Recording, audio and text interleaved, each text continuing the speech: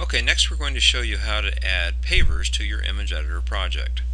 Now this time we're going to use a different type of demo house to work on. So let's go to the File menu and go up to New, and that gives us our Startup menu. I'll select Open a Tutorial Project and click OK. Now this takes us to our bitmaps folder, and I want to use the Demo House 35 and click Open. Okay, and Demo House 35 has a sidewalk that I want to overlay this sidewalk with pavers. So the first technique that we're going to show you is using the Scape toolbar and the Scape paver tool located here on the left side. I'll click on that, and this gives us several different tool options. Now whenever we do pavers, we always want to use the tile pattern rather than the stretch pattern. So I can either use pattern tile polygon or pattern tile closed curve. Closed curve would be if I had contoured edges like a freeform shape. Okay, on this one I'm going to use the tile polygon tool and click OK.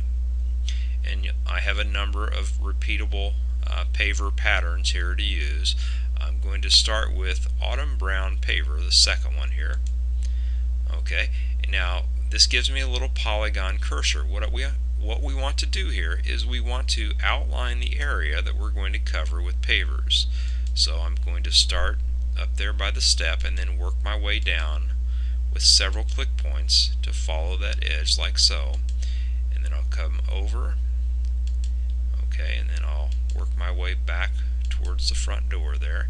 Now you'll see here what I'm doing is I'm pulling that aside so I can see better what's underneath that paver. Okay, at that point I'm done, so I simply right click. Okay, now the problem with this is that it looks more like a vertical wall of bricks rather than a flat surface. So we need to change something here, which is the perspective of that paver image to lay it down. So the way that we do that is we select the image like I have here. You'll see that we have these yellow points around the image. These are perspective handles. Now what we can do is we can grab the perspective handles. Now you'll see here when I tried to grab that one, I grabbed the green one instead. So sometimes I need to create some separation between those 2 points in order to grab the yellow handles. Now if I pull that out, I want to pull it straight out quite a ways away from the image. One little trick that we can do here is if we hold down on the Control key on the keyboard and then pull that out, you'll see that that pulls both the left and the right yellow points out at the same pace. So I'm going to just pull that way out like so. Okay, now let's go ahead and scroll out to see how far I actually went out. So I went out quite a ways on that, like so. I'll go ahead and scroll back in.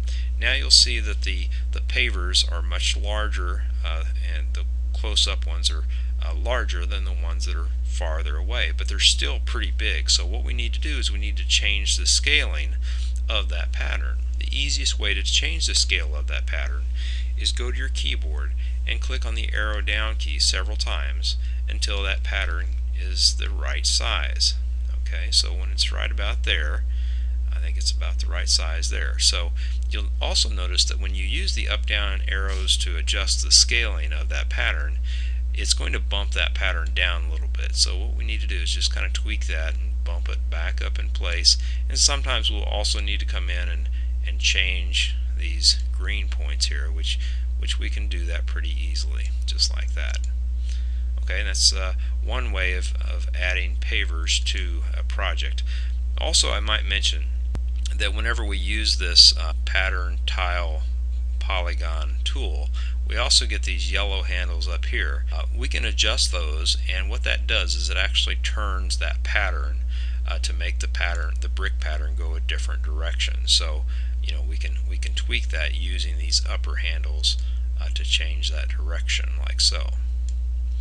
Okay, let's go ahead and delete that one, and I want to show you another technique to add pavers. Okay, we're going to go down to the Content Explorer at the bottom of the program, and we'll select the Paver tab.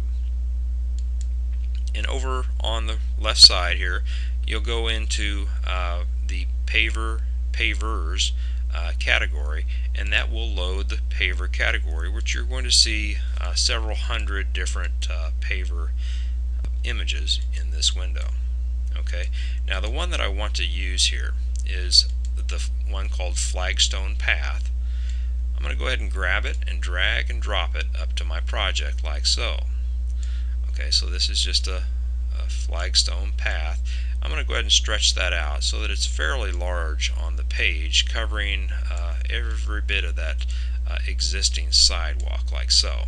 Okay, now the technique that we're going to talk about here is it's called masking. Now masking, what it does is it hides portions of the image. The flagstone that I have up here is way too big for that sidewalk, so I need to trim that image, and I'm going to trim it using a masking technique. Now the way that I mask this is right click and go to Pattern, Polygon, and Mask. Now what that does is it fades that image out, so now I can actually see the sidewalk that's underneath there. I'm going to go ahead and start right here at the edge, and then I'm going to work my way up with several click points, back up to the step, and then over. And what I'm trying to do here is I'm trying to surround the area of the paver that I want to keep with these click points. Okay, at this point I'm done, so I right click, and what that does is it hides that excess area that was outside of my click points. Okay, so there's my flagstone pathway. Now also when I do this masking, you'll see that I can adjust these points, so if I need to come in and show more of that paver, if I wanted to flare that out or something, I could do that very easily just by grabbing those little green points. Okay, so that's a masking technique to do the pavers. Let's go ahead and show you another image that we can do this on. I'll go down a little farther in the library, and there's a driveway. It's called the Pavestone driveway. I'll go ahead and drag it up there and stretch it out into shape like so. Okay, now what we want to do here is I want to mask this one. So again, I right click on the image and go to Pattern, Polygon, Mask. Okay, I'll start here this time and come down this edge like so, over here, and then I'll just click up. Doesn't really matter what direction I go here. Okay, and I'm done at that point, so I simply right click to activate the masking, and there I have my paver pathway. If I need to make adjustments, I can make those adjustments very easily, just like that. Okay, and that's how we add pavers in Image Editor.